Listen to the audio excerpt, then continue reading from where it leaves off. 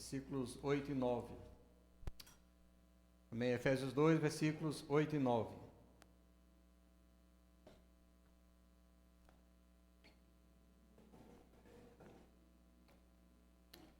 Senhor Jesus, amém.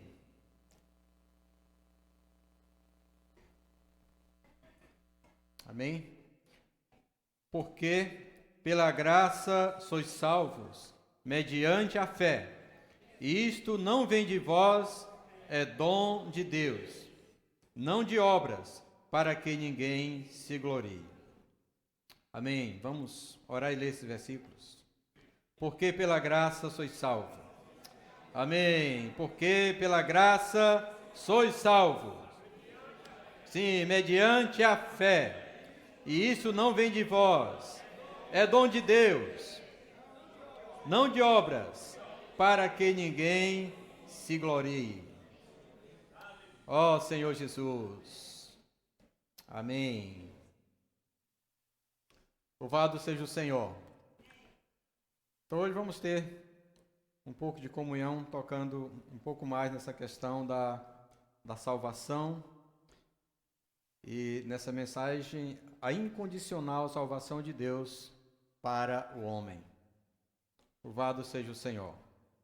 Esse último hino que nós cantamos, muito precioso, muito rica a letra desse hino, falando dessa obra que o Senhor realizou por nós, e quando nós o confessamos, nós recebemos salvação. Isso aconteceu no dia em que nos foi falado do Evangelho. Nós cremos, confessamos o Senhor, invocamos o nome do Senhor e fomos salvos. Aleluia! Mas também, sempre que nós invocamos esse nome, nós ganhamos mais salvação. Porque todo aquele que invoca o nome do Senhor será salvo. Aleluia!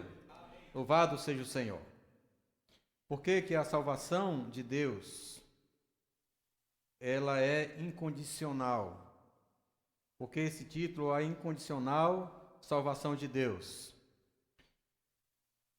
Porque o homem que se encontrava perdido e sem esperança, de acordo com o início do capítulo 2 de Efésios, o homem se encontrava morto em seus delitos e pecado, encontrava-se sem esperança. Aí Deus, por meio do seu Filho Jesus Cristo, Ele providenciou salvação, providenciou um meio de salvação para esse homem. E tudo isso, irmãos, é parte do propósito de Deus. O propósito de Deus é muito grande. E no propósito de Deus todos nós estamos incluídos. E é por isso que um dia fomos chamados, porque Ele nos incluiu no seu propósito. Você está aqui nessa noite, por um lado você tomou a iniciativa de vir até aqui. Por outro lado, isso é do propósito de Deus, e Deus providenciou as condições para que você estivesse aqui nessa noite. Louvado seja o Senhor.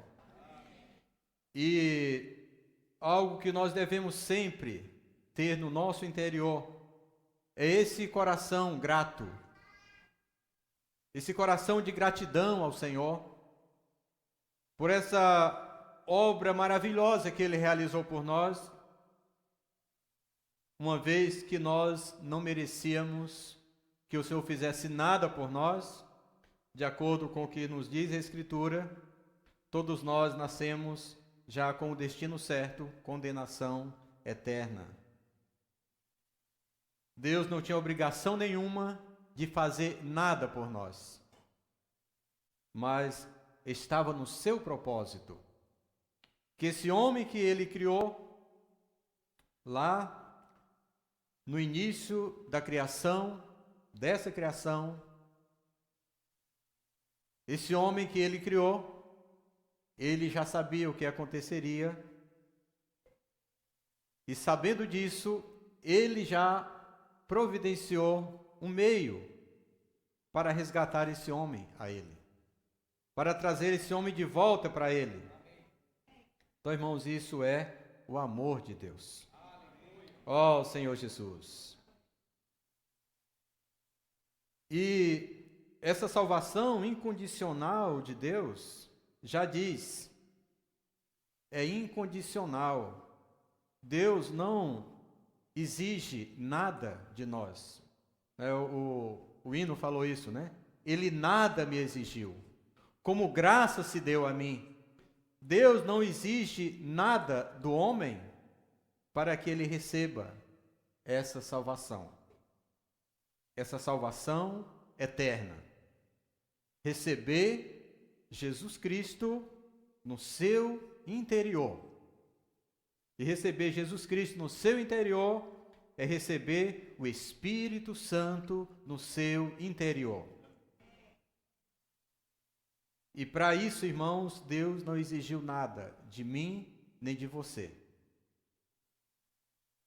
O versículo que nós acabamos de ler diz: pela graça sois salvo, mediante a fé, e isto não vem de vós, é dom de Deus, não de obras, para que ninguém se glorie.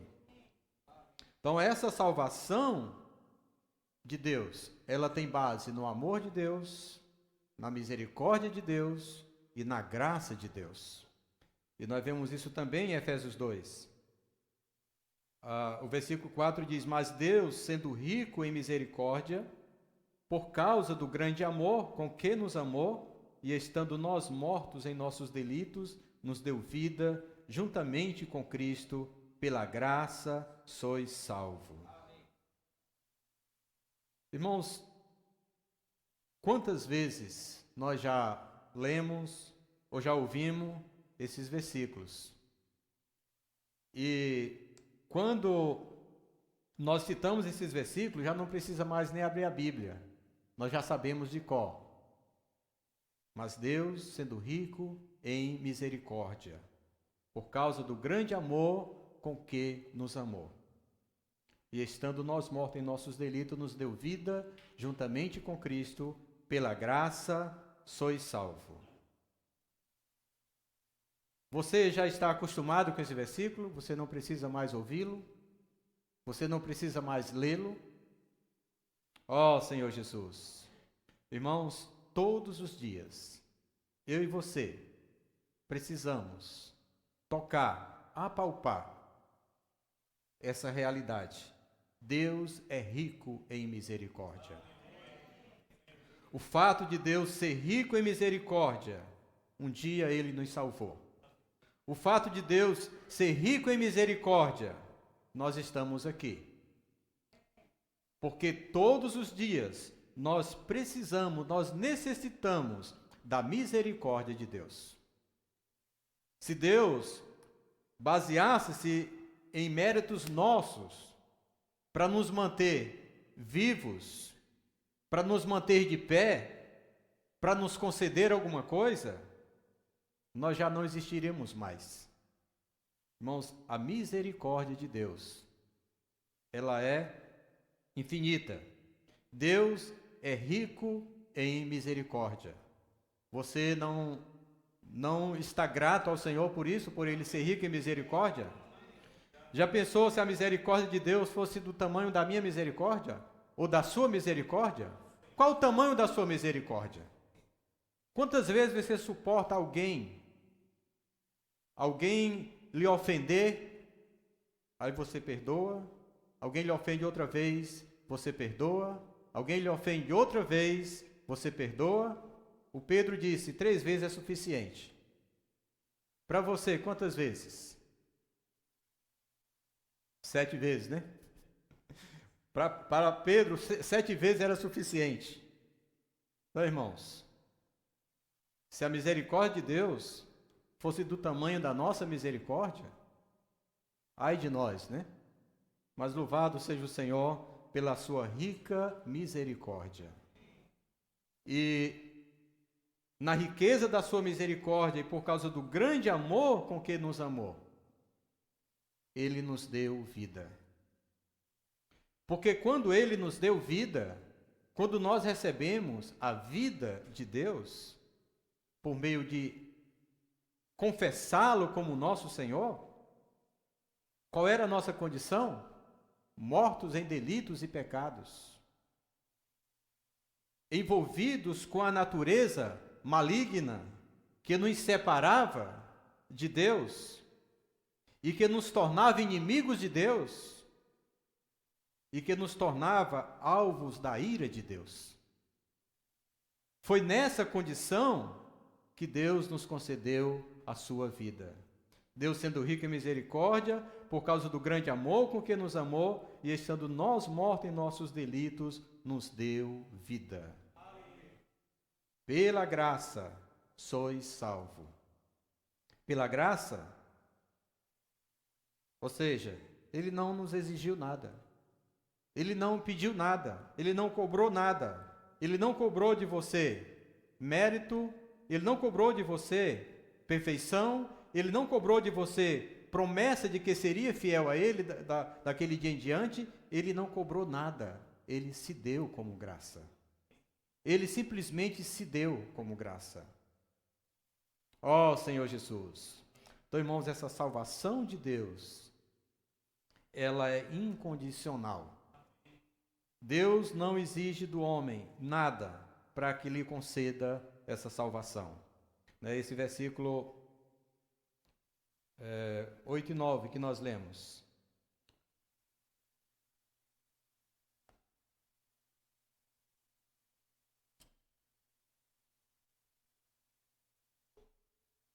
Porque pela graça sois salvos mediante a fé.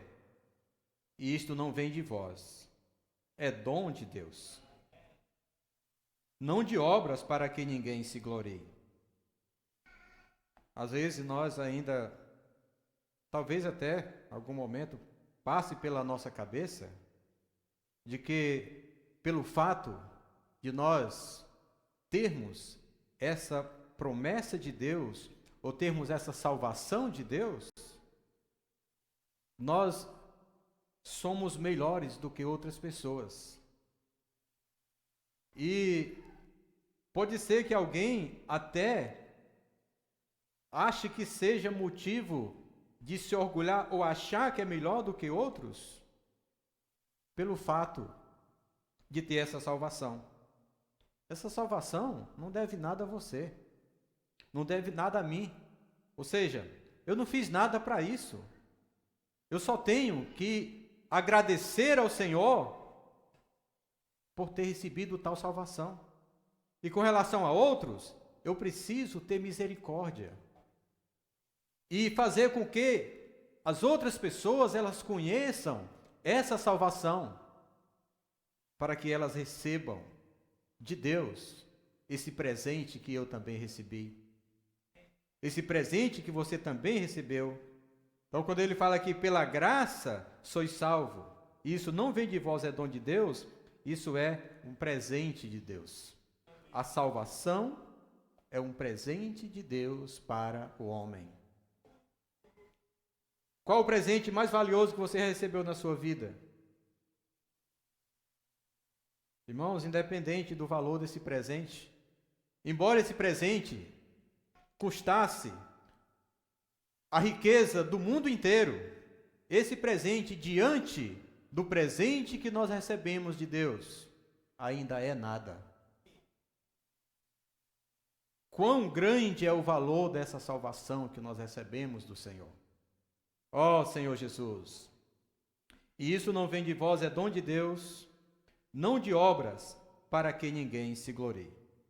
Essa salvação a qual eu estou me referindo aqui, a salvação eterna de Deus, que nós recebemos no dia em que nós confessamos o Senhor, de acordo com João capítulo 1, versículo 11, diz que o Senhor veio para o que era seu e os seus não o receberam, mas a todos quantos o receberam, deu-lhes o poder de serem feitos filhos de Deus. Aí ele diz, a saber, aos que creem no seu nome.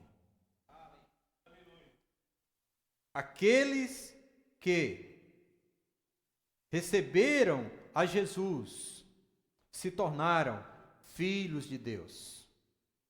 Por crer no nome do Senhor, por confessar a Jesus como seu Senhor, nós nos tornamos filhos de Deus.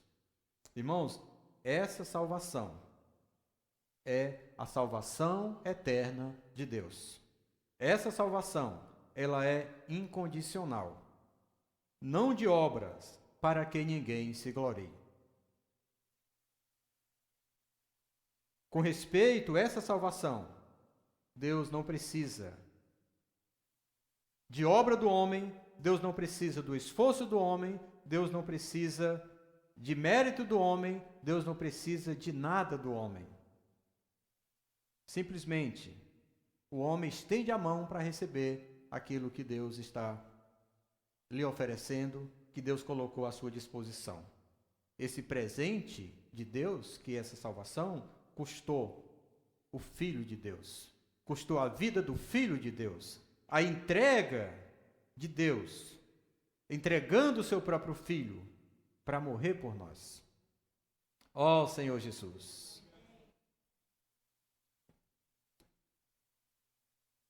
Irmãos, essa salvação que Deus proveu para nós, ela é eterna e ela é incondicional. E essa salvação, pelo fato de ser eterna,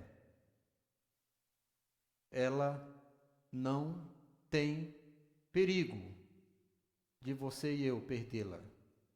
Aquele que tem, tem. Aquele que não tem, não tem. Quem tem o Filho, tem a vida.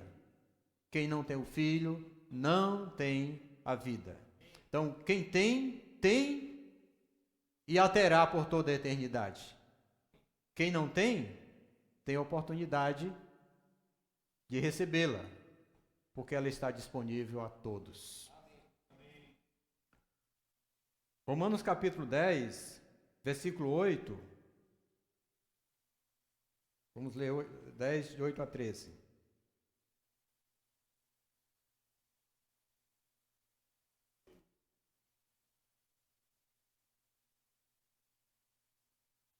Porém que se diz, a palavra está perto de ti, na tua boca e no teu coração. Isto é, a palavra da fé que pregamos. Se com a tua boca confessares Jesus como Senhor, e em teu coração creres que Deus o ressuscitou dentre os mortos, serás salvo. Porque com o coração se crê para a justiça, e com a boca se confessa a respeito da salvação. Com o coração se crê para a justiça, e com a boca se confessa a respeito da salvação.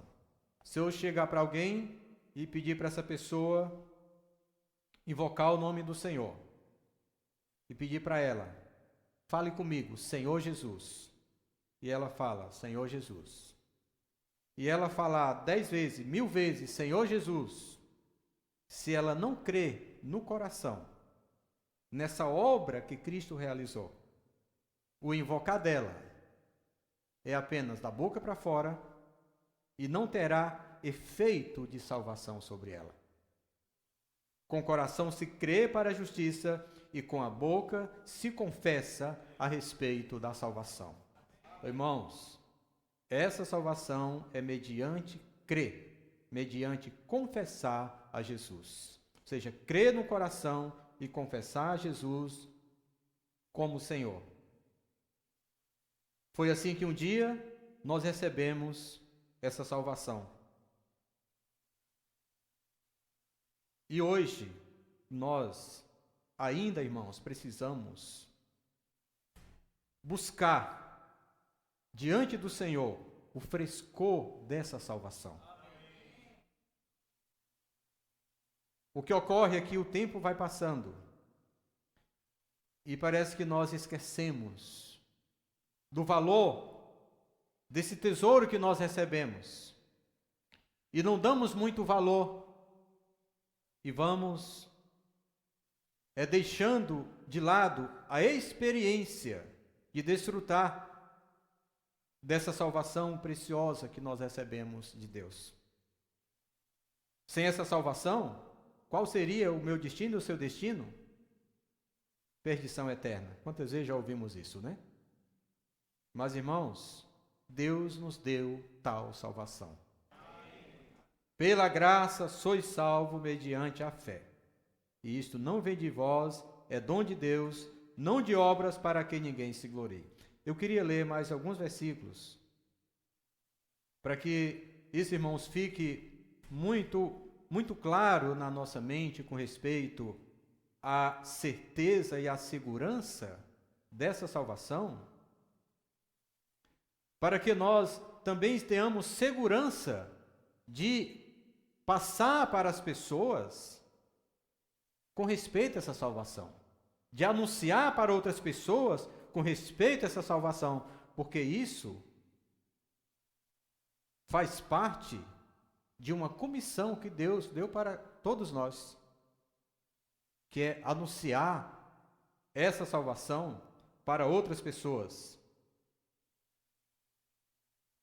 O João 5, versículo 11 ao 13, João 5, 11 a 13,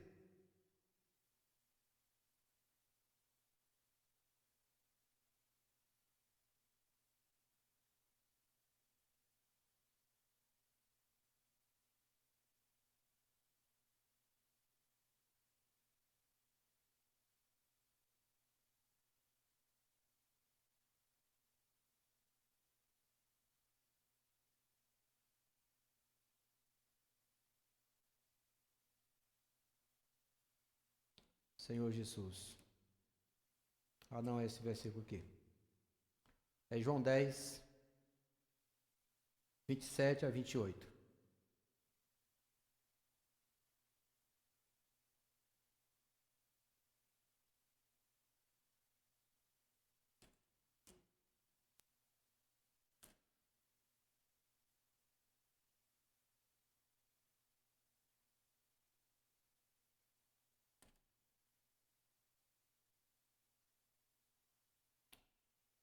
As minhas ovelhas ouvem a minha voz. Eu as conheço e elas me seguem. Eu lhes dou a vida eterna. Jamais perecerão. E ninguém as arrebatará da minha mão. Aquilo que meu Pai me deu é maior do que tudo. E da mão do Pai ninguém pode arrebatar. Ó Senhor Jesus. E da mão do meu Pai ninguém pode arrebatar. Olha essa expressão dele aqui. Aquilo que meu Pai me deu é maior do que tudo. E da mão do Pai ninguém pode arrebatar. Ó Senhor Jesus. Irmãos, fale com sinceridade. Você crê de fato que você está nas mãos de Deus? Que você pertence a Deus? Porque quando nós cremos nele, nós passamos a pertencer a ele. Volto para Efésios 2 aí, só para a gente ler mais um versículo aqui em Efésios 2.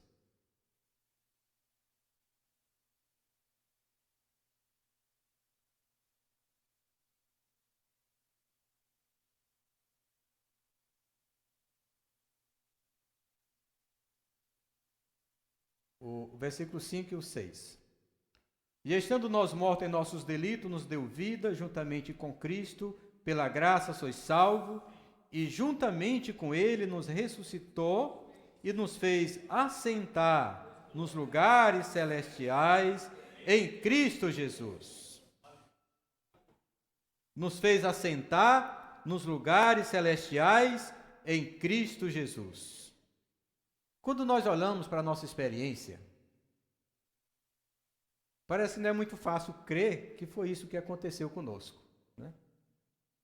Irmãos, isso é o que a palavra de Deus nos diz, que ocorreu um fato no dia em que nós cremos e confessamos o Senhor. Aqui não diz que Ele nos fará assentar nos lugares celestiais. Aqui diz e juntamente com ele nos ressuscitou e nos fez assentar nos lugares celestiais em Cristo Jesus. Aqui diz que ele fez isso, nos fez assentar nos lugares celestiais em Cristo Jesus. Irmãos, nós pertencemos a Deus. Embora o nosso corpo, a nossa parte humana, nós estamos aqui na terra, vivendo nessa terra, mas irmãos, nessa obra realizada por Cristo, quando nós cremos, aconteceu algo que nós não vimos, não sabemos como aconteceu, mas aqui diz que ele nos fez assentar nos lugares celestiais em Cristo Jesus. Você crê nisso, irmãos? Amém. Você crê nessa verdade? Ó Senhor Jesus. Irmão, nós não podemos abrir mão da verdade que a Bíblia nos fala com respeito a isso. Ele nos fez assentar nos lugares celestiais em Cristo Jesus. Um dia, todos nós estaremos mesclados com o Pai. E aí, nós teremos a realidade desse fato. Nós teremos a realidade desse fato. Então aqui diz que ele nos ressuscitou, mas nós nem morremos. Como que ele nos ressuscitou? Os irmãos entendem que isso é um fato, isso é uma questão de fé. Isso é uma questão do que Deus faz e que não pertence ao homem, que não pertence, que não depende da ação do homem. Foi Deus que fez isso. Ele diz que nós estávamos mortos e nós estamos andando aqui. Diz que ele nos ressuscitou e nós nem nos damos conta que estávamos mortos. Irmãos, isso é algo espiritual. O fato é, aqueles que creram, receberam o Senhor, ressuscitaram e foram assentados nos lugares celestiais em Cristo Jesus. Aonde é que nós estamos? Nós estamos em Cristo Jesus. Isso, irmãos, o Josevaldo espiritual, o Josimar espiritual, está assentado nos lugares celestiais em Cristo Jesus. A nossa humanidade, nós ainda estamos aqui, mas há um fato já realizado. Há algo que já aconteceu, que Deus já realizou. Ó Senhor Jesus, estamos em Cristo Jesus. Hebreus 10, versículo 14.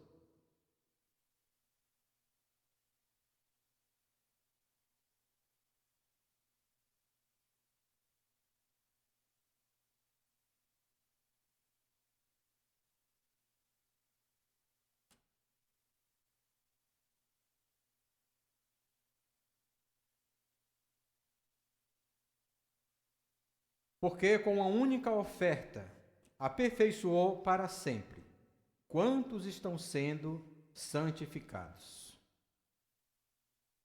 Porque com a única oferta aperfeiçoou para sempre quantos estão sendo santificados.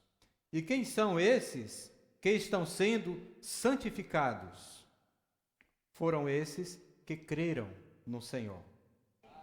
Foram esses que nasceram de Deus. Foram esses que receberam a vida eterna de Deus. Esses estão sendo santificados. Então, irmãos, isso faz parte de um processo em que nós, após termos crido no Senhor, nós entramos em um processo de santificação, um processo de aperfeiçoamento, um processo de transformação. Olha o que diz Filipenses 2,12.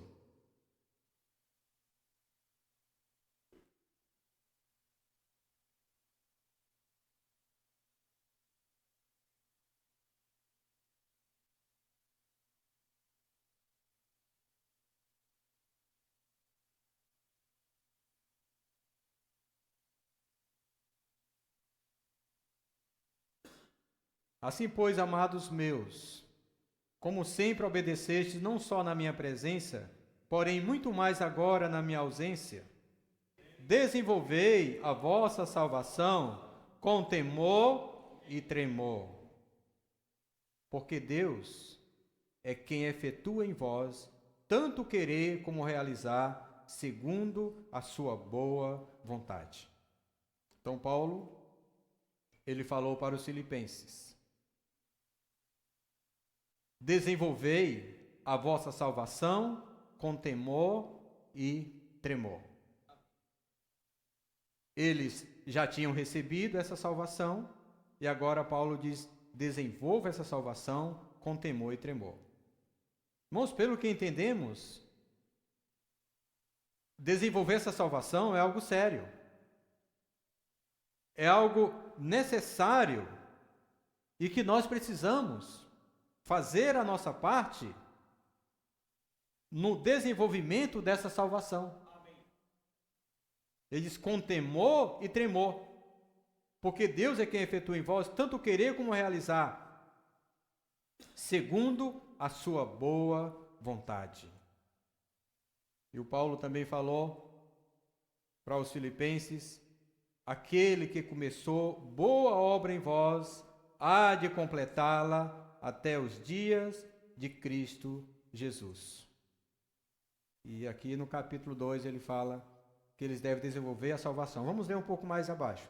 Depois ele fala assim, fazei tudo sem murmuração nem contenda, para que vos torneis irrepreensíveis e sinceros filhos de Deus, inculpáveis, no meio de uma geração pervertida e corrupta, na qual resplandeceis como luzeiros no mundo, preservando a palavra da vida, para que no dia de Cristo eu me glorie de que não corri em vão, nem me esforcei inutilmente. Desenvolver a salvação com temor e tremor, isso diz respeito, irmãos, à questão de um dia estar de frente a frente com o nosso Senhor, no dia de Cristo, de frente a frente com o nosso Senhor, e aí Ele vai nos pedir conta daquilo que nós fizemos a partir daquele dia em que nós cremos no Senhor. E esse julgamento aqui, o Senhor, Ele vai galardoar aqueles que viveram, que passaram por essa experiência aqui, para que vos torneis irrepreensíveis e sinceros filhos de Deus, inculpáveis, no meio de uma geração pervertida e corrupta, na qual resplandeceis como luzeiros no mundo. Então Paulo está dizendo, nós precisamos desenvolver a nossa salvação. E desenvolver a nossa salvação é buscar viver um viver digno do reino de Deus. E buscar um viver digno do reino de Deus, aí sim, aí tem a nossa participação e depende da nossa ação para que o Senhor opere em nós essa obra de transformação. 1 Tessalonicenses 2, 11 e 12.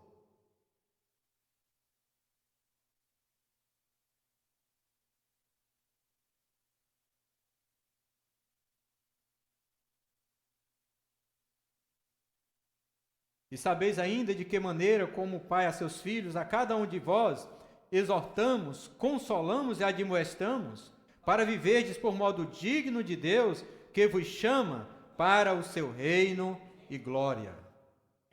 Deus que nos chama para o seu reino e glória. Irmãos, o nosso viver, depois que nós cremos no Senhor, recebemos a sua vida, recebemos essa vida eterna, que garante que nós viveremos a eternidade com Deus, após termos recebido essa vida eterna. Agora Deus nos chama para viver por modo digno. Viver por modo digno de Deus, que nos chama para o seu reino e glória. E esse reino e glória para o qual Deus nos chama, irmãos, esse reino não é a eternidade que nós já temos por garantia, por termos em nós a vida eterna de Deus.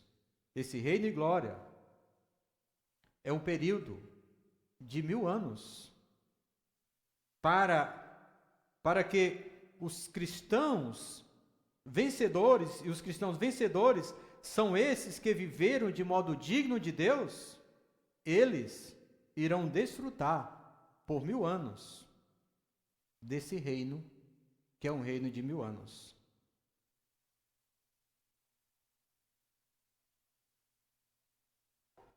E isso aqui, irmãos, é algo que nós precisamos compreender para a gente não viver de qualquer maneira.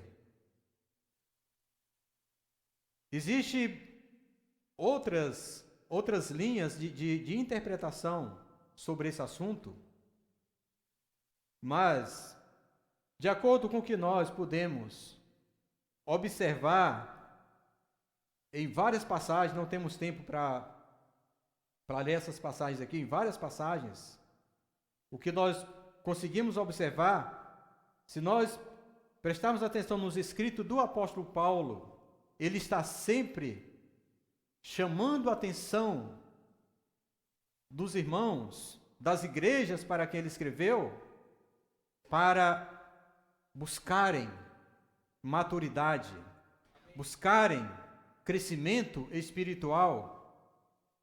E ele diz: eu ainda não cheguei lá, mas eu estou correndo, eu prossigo para o alvo, eu estou perseguindo essa condição de um vencedor para ser aprovado naquele dia. Então, irmãos, isso é algo que nós devemos considerar. Não sabemos a maneira exata como isso vai acontecer, isso é com Deus. Mas uma coisa nós precisamos entender: nós cremos no Senhor, fomos salvos, temos a vida eterna e um dia teremos que enfrentar o tribunal de Cristo. Um dia teremos que estar de frente com o Senhor.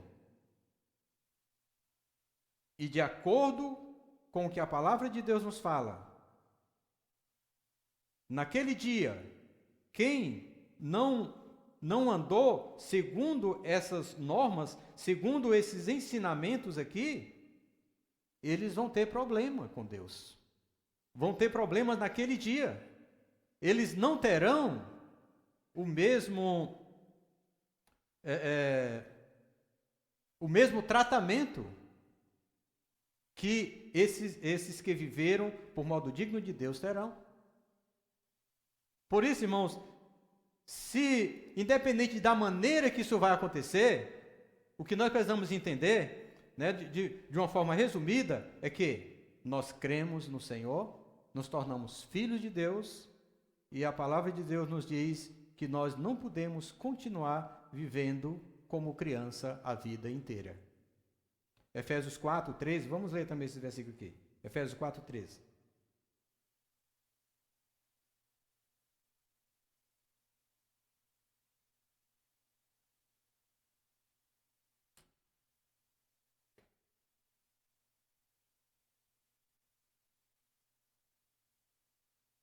Até que todos cheguemos à unidade da fé e do pleno conhecimento do Filho de Deus, à perfeita varonilidade, à medida da estatura de Cristo.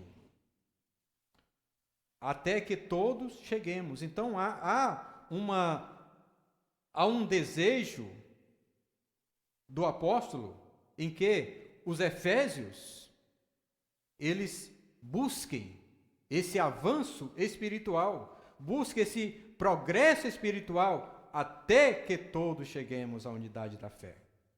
E do pleno conhecimento do Filho de Deus, a perfeita varonilidade à medida da estatura da plenitude de Cristo. Aí ele fala no 14, para que não mais sejamos como meninos, agitados de um lado para o outro, e levados ao redor por todo o vento de doutrina, pela artimanha dos homens, pela astúcia com que induzem ao erro. Ou seja, um menino que é levado ao redor por todo o vento de doutrina. Uma criança, você pega no braço dela e leva ela para onde você quer levar. Mas um adulto, você não faz a mesma coisa. Pegar no braço de um adulto e sair levando ele para onde você quer. Porque ele tem maturidade para decidir se ele quer ir ou não, para onde você quer levá-lo. Então o apóstolo Paulo diz aqui que nós não podemos viver a nossa vida inteira como menino, para que não mais sejamos como meninos agitados de um lado para o outro, e levados ao redor por todo o vento de doutrina, pela artimanha dos homens, pela astúcia com que induz ao erro. Mas seguindo a verdade, em amor, cresçamos em tudo naquele que é o cabeça, Cristo. Os irmãos sabem, há mais de um ano atrás, 1 ano e meio atrás, não sei, quase 2 anos, nós tivemos que pisar no freio. Por quê? Porque nós não aceitamos ser como um menino levado de um lado para o outro. Porque nós sabemos o que é que o Senhor, Ele quer de nós. Porque nós conhecemos o nosso Senhor.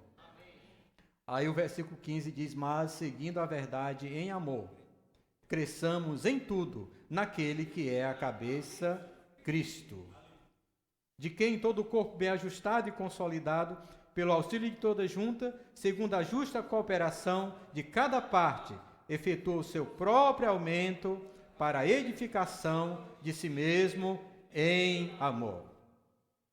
Então, irmãos, nós vemos e lemos em muitas passagens das Escrituras, principalmente nas epístolas, enfaticamente nós vemos a necessidade de buscarmos crescimento espiritual, de buscar maturidade espiritual. E quanto mais maduros espirituais nós somos, mais nós fazemos a vontade de Deus. Mais nós obedecemos à vontade de Deus. É por isso que nós precisamos crescer. Porque aqueles que vão participar desse reino, que vão receber o reino como galardão, são aqueles que fala lá no capítulo 7 de Mateus: nem todo que me diz Senhor, Senhor, entrará no reino dos céus, mas aquele que faz a vontade de meu Pai que está nos céus. Aí tem uns que entendem errado esse negócio de nem todo que me diz Senhor, Senhor, entrará no reino dos céus.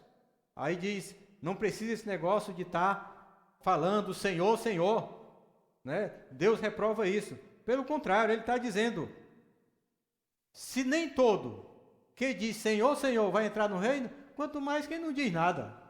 Quanto mais quem não tem o Senhor como seu Senhor, não é? Nem todo que diz vai entrar no reino, nem todo que diz Senhor, Senhor. Mas os que o têm como Senhor, têm a chance de entrar no reino.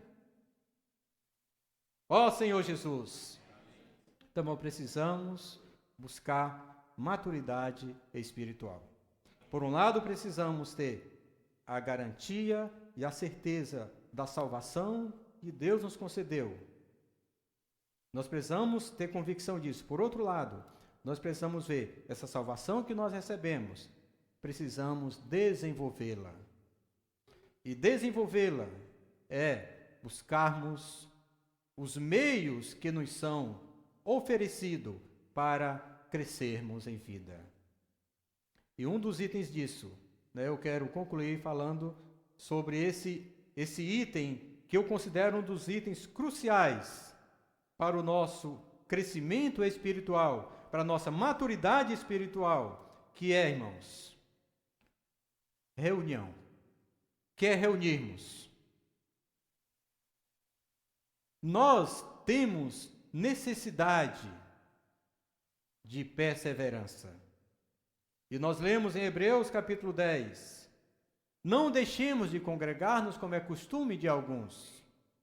Por quê? Ele está dizendo que isso é importante. É importante se congregar. É necessário se congregar.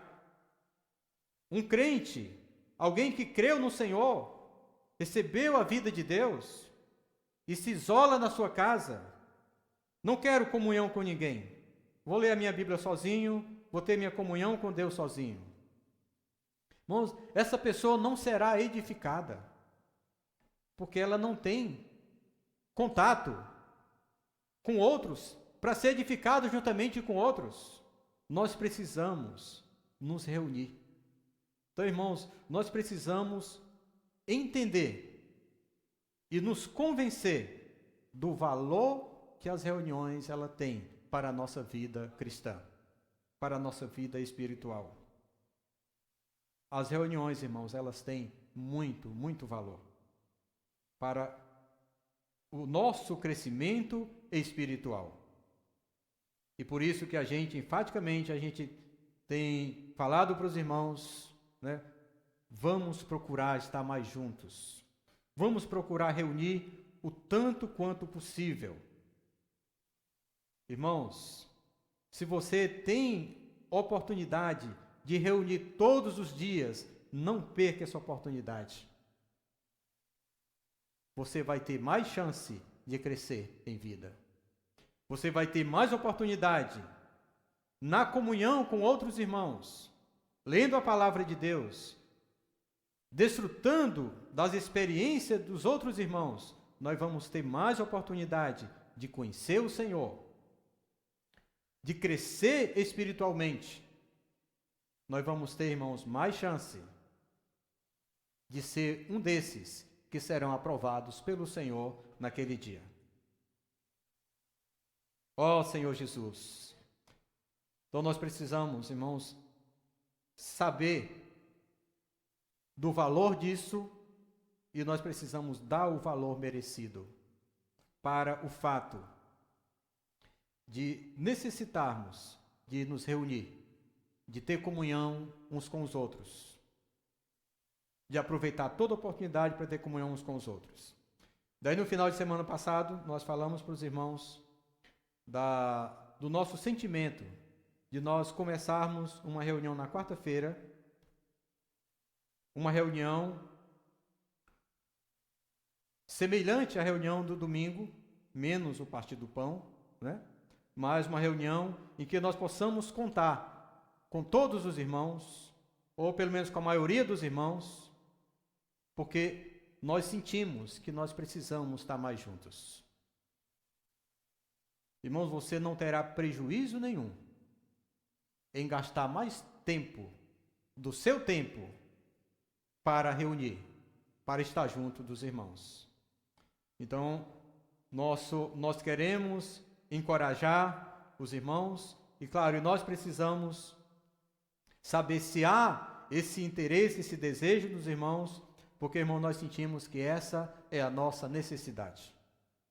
O Senhor nos deu um local de reuniões, eu considero um bom local de reuniões. Um espaço razoável. Um ambiente que muitas igrejas não têm o privilégio de ter um ambiente desse aqui, em que praticamente você não escuta nenhum carro que passa na rua. Então não são muitos que têm esse privilégio de ter um local onde a gente pode estar aqui em paz, sem ninguém nos incomodar. Barulho de carro, gente passando na rua, né, com gritaria, isso, aquilo. Então, irmãos, nós temos um bom local de reuniões. Que tal a gente aproveitar mais isso que Deus nos deu, né?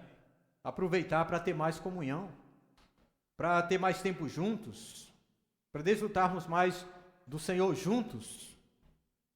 E isso, irmãos, o resultado disso vai ser mais oportunidade para crescermos em vida, para amadurecermos e nós podermos ser esses que serão aprovados pelo Senhor naquele dia.